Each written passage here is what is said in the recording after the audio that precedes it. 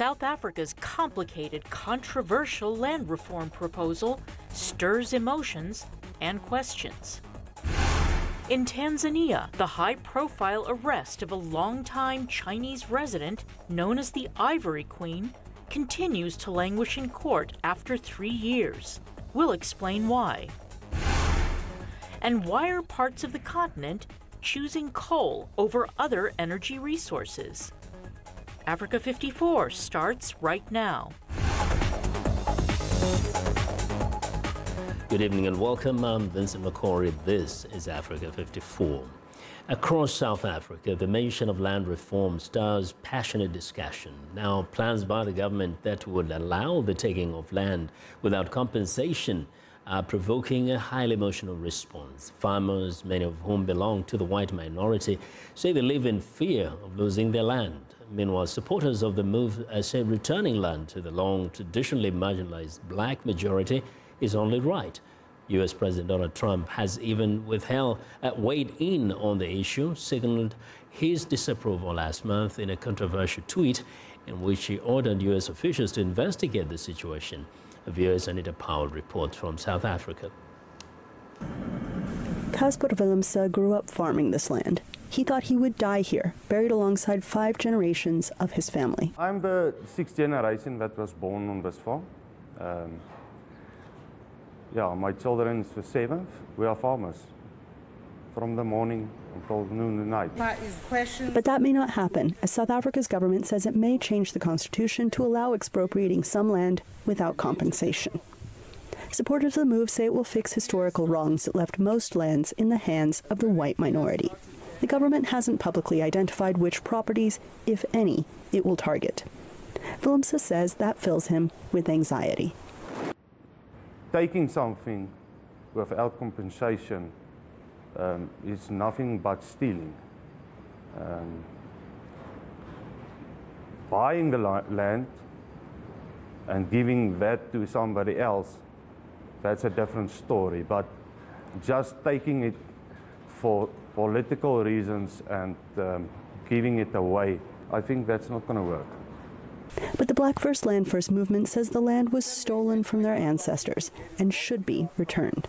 We believe South Africa is a black country, and we believe that white people in this country are sitting on stolen property. And the call for land expropriation without compensation speaks to historical redress. But some analysts say the government is exploiting this sensitive issue to win votes ahead of next year's elections. It is a genuine issue, but like all genuine issues, it is being mishandled with the view of securing short-term political gains, unfortunately. AfriForum, a watchdog focusing on concerns of the white Afrikaans-speaking community, agrees. We are seeing an increase in land invasion throughout the country, so there is a definite threat to property rights at the moment, and the uncertainty being created by government increases that problem. Back at the farm, Willemse is carrying on. He employs 14 people, he says, and can't leave them hanging. While he agrees that South Africa's violent, unequal past was wrong, he asks, why should he pay the price? Anita Powell, VOA News, Vereeniging, South Africa. The U.S.-based site intelligence group monitors extremists and says the Islamic State terrorist group is claiming responsibility for Monday's suicide attack on the Tripoli headquarters of the Libyan State Oil Company. 2 staffers were killed and 10 wounded. The 3 attackers were also killed. A statement from the Islamic State-linked news agency, Amaq, said the group targeted the economic interest of the pro-Crusader governments of the tyrants of Libya. Extremists, including Islamic State, have a number of so-called sleeper cells inside Libya. Libya has been in non-stop political and social turmoil since longtime dictator Muammar Gaddafi was toppled and killed in 2011. Mourners are paying their respects to former UN Secretary General Kofi Annan ahead of his funeral on Thursday. Annan passed away in a Swiss hospital on August the 18th at the age of 80. Mourners are heading to Kumasi, one of Ghana's largest cities, and the capital of the Ashanti region, the birthplace of one of Africa's most famous sons. Many Ghanaians paid their respects on Tuesday as Annan lay in state at the International Conference Center in Accra. Annan's body returned Monday from Switzerland. The Ghanaian government will hold a full state funeral for Annan, and he'll be buried at Burma Camp Military Cemetery. As one of the world's most prominent diplomats, Annan served 2 terms as the UN Secretary General from 1997 to 2006. After years of pressure from conservationists, China formally began a ban on ivory sales in December of 2017. It is the biggest recent development in the fight against elephant and rhinoceros poaching. But investigators say the international criminal gangs that kill for tusks and horns remain active and more dangerous than ever. In Tanzania, a task force pursuing the syndicates has made some high-profile arrests, including a long-time Chinese resident known as the Ivory Queen. In the finale of our Part 3 series, The Poachers, VOA's Jinchong Li traveled to Dar es Salaam to report on her case, which has languished in court for 3 years.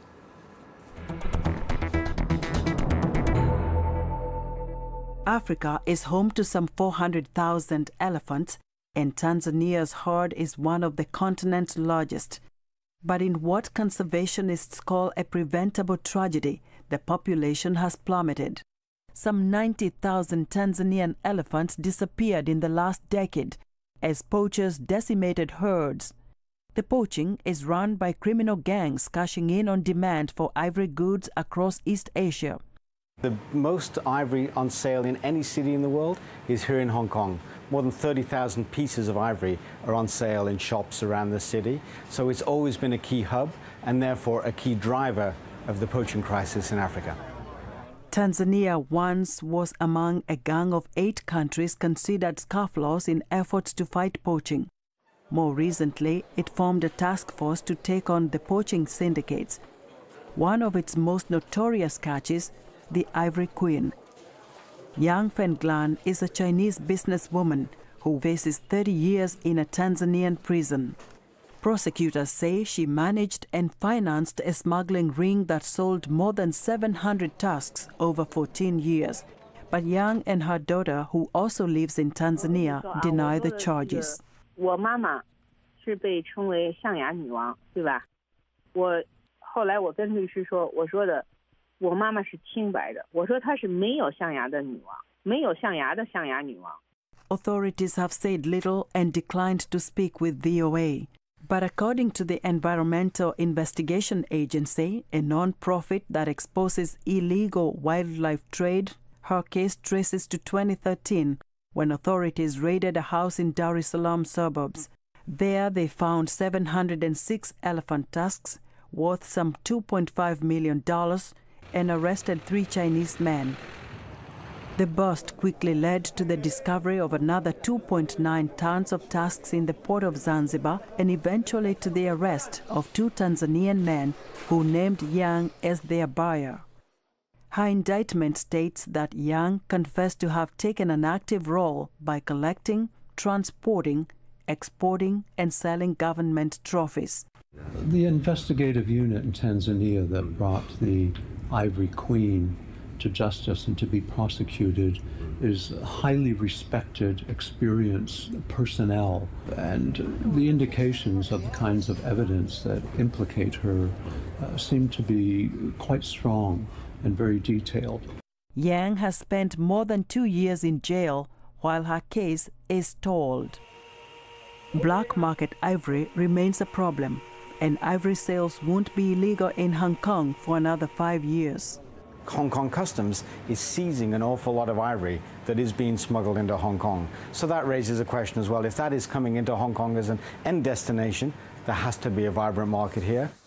Across Africa, poaching festers thanks to corruption, porous borders, weak laws, and the threat of violence. These are extremely dangerous and violent people, and they have a lot of political protection in different places.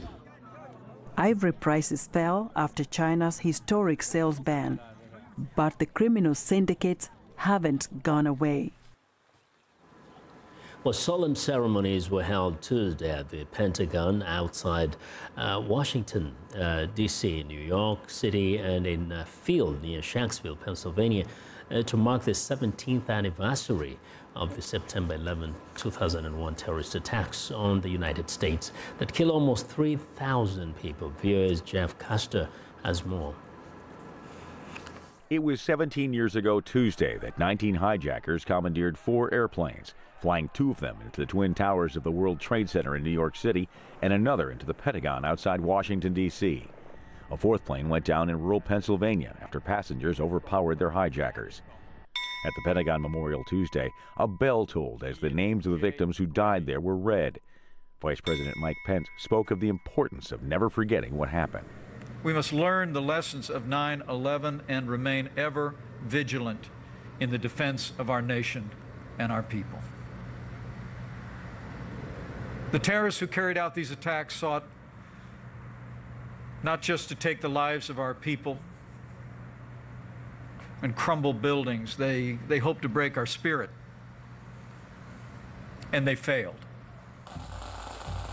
In New York City, hundreds of survivors and family members of those killed gathered at Ground Zero, where the Twin Towers of the World Trade Center once stood.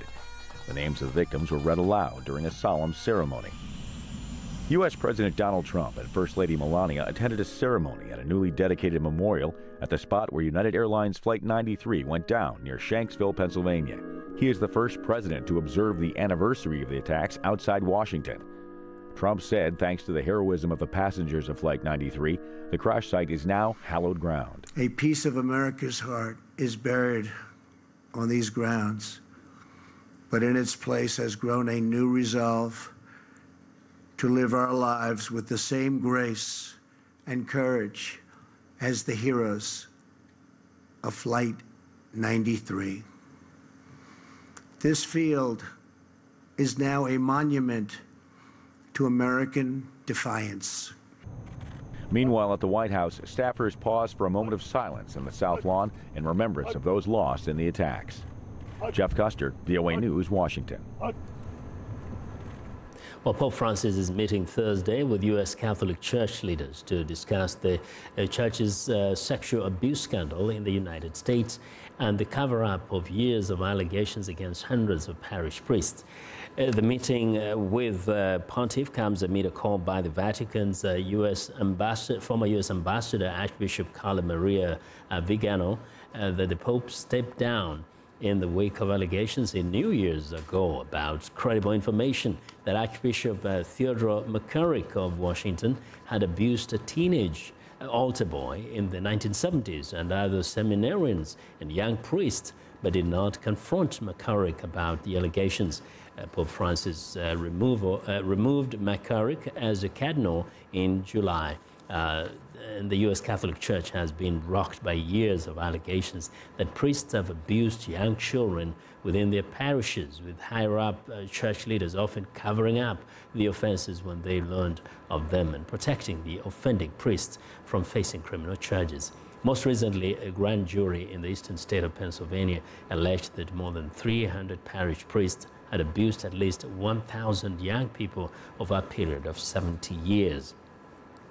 A new ABC News Washington Post poll indicates that almost half of America wants Congress to begin impeachment proceedings on U.S. President Donald Trump, yet Democrats are reluctant to even mention the word. Meanwhile, Trump and congressional Republicans are using the threat of impeachment to motivate their base for the midterm elections. Here's White House correspondent Patsy Widakuswara. President Trump has a list of issues he likes to talk about in front of his supporters. The booming economy, the border wall, and now... We will impeach him! But he's doing a great job. Doesn't matter. Remember that line. He's doing a great job. An ABC News Washington Post poll released late last month indicates 49% of Americans believe Congress should begin impeachment proceedings against the president. Trump is seizing on the threat to energize his supporters. But if it does happen, it's your fault because you didn't go out to vote. Okay? You didn't go out to vote. Yet Democrats in Congress won't even mention the word.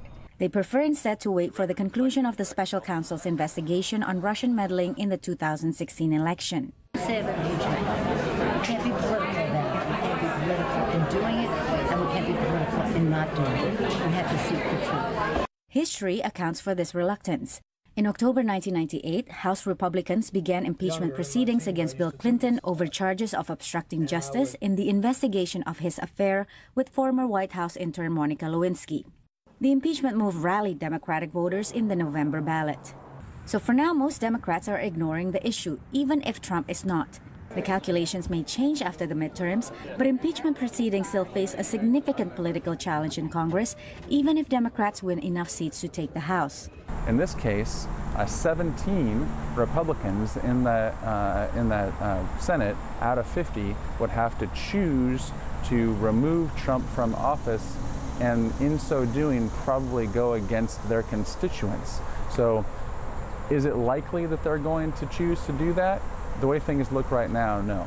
For now, lawmakers from both parties are instead choosing to focus on issues like jobs and immigration as the November midterm elections approach.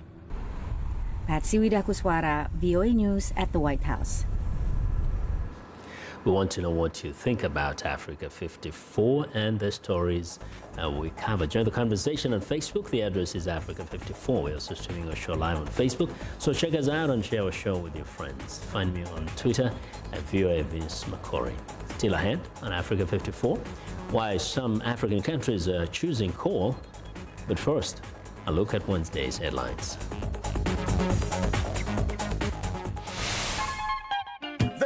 Could be French, English, Portuguese, Bantu, Arabic. It is the beat. The African beat that counts. The beat does all the translations. It cuts across all languages and gives us the understanding that this is the African beat.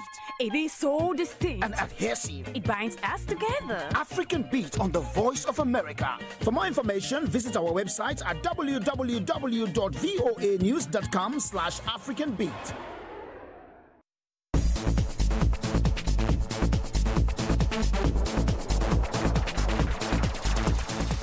In an age where renewable energy such as solar and wind are gaining prominence in electrical power generation, some sub-Saharan African countries are going in another direction, building huge coal-fired power plants. In this segment of our series, Empowering Africa, VOA senior analyst Jeffrey Young speaks with a number of analysts about why parts of the continent prefer coal over other resources. While many developed economies are phasing out coal because of air pollution and carbon emissions, in parts of Africa, coal is plentiful and important to the economy. The International Energy Agency says coal provides 70% of South Africa's electricity, and it continues to bring online new coal plants. For South Africa, mining plentiful and relatively cheap coal means thousands of paychecks, and that has political ramifications, as explained via Skype by KwaZulu-Natal University analyst Gerard Boyce. We have the very strong labor sector in South Africa, and they have come on board saying that reducing our dependence on coal means loss of jobs. So how this all translates into actual policy choices, I don't see it as coal being usurped from its dominant position as the electricity primary source of electricity for the foreseeable future. Coal's place in Africa's power industry is expanding. The International Energy Agency reports that at least 10 states besides South Africa are planning, building, and running coal-fired plants. The African Development Bank aims to electrify the continent by 2025, connecting 200 million more users. The plan involves a $12 billion investment from the bank, with up to $50 billion in co-financing deals. The U.S. Agency for International Development's Power Africa program also is helping to light the continent, using both fossil fuels and newer renewable technologies. Power Africa Deputy Director Matthew Reese. We are technology agnostic. We take an all-of-the-above market-driven approach to helping to bring on this generation. So that means if we are approached by a coal developer, then we will look at it. Because of concerns about carbon emissions and climate change, the World Bank typically favors renewable power projects such as wind and solar systems. Still, a World Bank Africa analyst says projects are based on making the best use of each sub-Saharan African nation's resources. Musa Blimpo. Different countries have different endowments and different comparative advantage in terms of sources that will go into the mix that they will need to meet their own energy need. In April, governments joined the African Climate Week summit in Nairobi to discuss the global warming and efforts to slow it down. Despite pressing environmental goals, coal, at least for now, is seen as an imperfect but necessary means of helping the continent have the power to bring the middle-class prosperity its people seek. Jeffrey Young, VOA News, Washington. Well, here's what you can expect in Thursday's segment of our Empowering Africa series. Some nations on the continent are using hydropower to generate much-needed electricity. But this clean power source has its problems, so be sure to join us when senior analyst Jeffrey Young examines the good and bad sides of using water to turn on the lights. While scientists are collecting rhino poop, all in the interest of conservation. It's part of an initiative to help prevent the global extinction of threatened species. The team from Chester Zoo and the University of Manchester is calling the collaboration Saving Species with Feces. VOA's Maria Diallo has a report. Researchers are trying to identify the reasons behind the poor population growth of some of Africa's wild animals, including the Grevy and Cape Mountain zebras. A major focus is the endangered black rhino. What we've done with the University of Manchester is develop this toolkit to understand why species like black rhino might not be breeding very well. And if we can understand that, then we can inform management to make decisions to maybe alter the way the animals are being managed to increase reproduction. At the Chester Zoo Lab, researchers are experimenting with a non-invasive method to gather data by using physiological biomarkers present in animal feces. Through the poo, we can see how stressed the animals are, what condition they are, their individual health, are they reproducing. The goal of the nearly $1.5 million joint initiative is to develop a strategy to promote natural reproduction. We do a lot of sample collection in the wild of animal poo because actually we can know a lot about their disease status, we know about their reproductive status, we know about their diet, we know about their stress levels. So actually we can get a holistic picture of the condition of these animals from these samples. The researchers hope to take what they've learned from captive animals and apply it to wild populations. Increasing animal birth rates is especially important because of the increasing threat from poaching in recent years across sub-Saharan Africa, despite efforts by governments and park rangers to stop the illegal practice. Mariama Diallo, VOA News.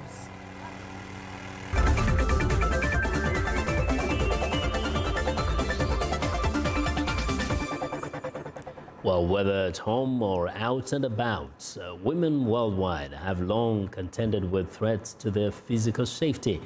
Now, a tech startup has designed a wearable device that can aid them in dangerous and life-threatening situations. Here's VOA's Tina Train. It looks like a typical smartwatch, but the Safer Pro by Leaf Wearables could potentially save women's lives. There's this red button which you press and it sends a SMS and it sends a internet notification to all your loved ones. Founder Manik Mehta says think of it as a digital lifeline. Pressing and holding the red button will alert 5 designated contacts that the wearer is in danger.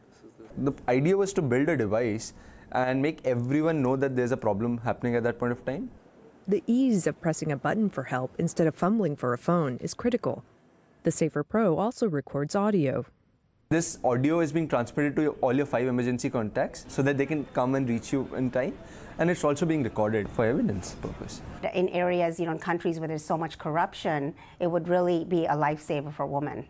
The Safer Pro is not the only tech safety device on the market, but it recently clinched the top prize in the Women's Safety X Prize competition for its low-tech features. Back home and back in all the other Asian countries, we realized that the whole system is still running on 2G sometimes, 3G at a good place. So if the whole system is based on 2G, you need to make sure that your device can run on 2G. It's as simple as that. And at a price tag under $40, developers hope the Safer Pro technology will make a potential attacker think twice. Once it's so publicly available, it's slowly going to change his mindset, because there's going to be an immediate, reaction. She's going to get immediate help. He's going to have a consequence. Whether lifeline or deterrence, Mehta says he's focused on trying to make the world safer. If we can make 80% of the women safe, that's still a start, right? It's not the 100%, but it's rather than sitting at home and cursing the whole world, it's a start. Tina Trin, VOA News, New York.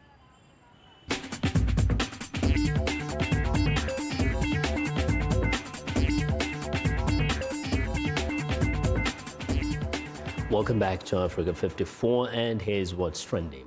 The National Retail Federation says the thriving U.S. economy, tax reform, and growing consumer confidence are making it a strong retail season. This year's back-to-school sales is predicted to be one of the 3 best years on record. Back-to-school fashion trends this year include denim with dark and light washes. Also trending are floral prints, with the hottest spring and summer trends continuing into the fall season. And it's back to the future. Retro 90s style is also popular. Retail analysts say Generation Z feels the 90s are a real trip back in time, even though others may feel it was just yesterday. Urban athletic wear is gaining traction and is now part of everyday fashion and no longer relegated to the gym or weekends. Well, and in other fashion news, nothing delights jewelers more than the prospect of a royal wedding, especially with so many diamonds on display at International Jewelry London. Stones here vary from tiny sparklers to 8-carat heavyweight diamonds. Although a great deal of what you see may be white gold and platinum, jewelers are already predicting a return to gold. The upcoming nuptials of Princess Eugenie has already spiked interest. The jewelers here say plain old diamonds aren't the most popular stone now, as younger generation put preference before tradition and wealth. That includes a growing preference for colored stones of all kinds. Well, and finally, environmentally friendly creations and gender-neutral clothing are starring at an annual competition at London's Design Museum. Curators say designers are tackling challenges faced by the world, whether it's mounting plastic pollution or climate change. Environmentally friendly creations include clothing made from recycled materials, biodegradable containers, and plastic-free supermarket offerings. Previous editions of the annual design competition have been dominated by high-tech creations, from driverless cars to smartphone apps and gadgets. And that's what's trending today. Well, and that's our show for today.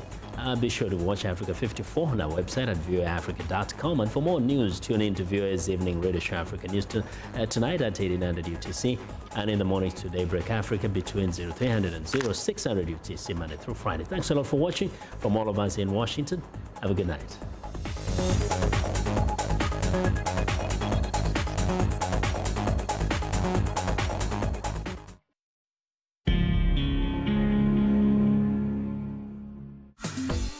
Welcome to English in a Minute.